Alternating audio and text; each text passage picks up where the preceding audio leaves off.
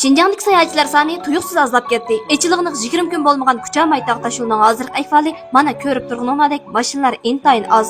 Narat Sayram Ko'li qatorliq sayohat manzaralarida sayohatchilar ko'rinarlik azlab ketdi. Hatto dunyoga dangliq Qanas ko'li buning sirtida emas. 6-oydagi sayohatchilarning ko'pligidan qisqa-qisqa bo'lib ketgan Şinjan nimishqa 7-oydagi sayohatning eng oltin faslida mushundaq bo'lib qoldi. Bu men sayohat kasbi bilan shug'ullanib 8 yildan buyon tunji uchratgan g'alat ish. Sababini men mundaq yakunladim. Birinchidan, yurtimiz Şinjan bek go'zal bo'lg'achqa davlatimizning har qaysi joylaridan kelgan sayohatchilar ko'plab kelib, sayohat manzaralarini, qatnash va turalg'uga tushgan besim eshib, tuyuqsiz kelgan buncha ko'p sondagi sayohatchilarga mulozimatni atrofli yaxshi qilib bo'lolmadi.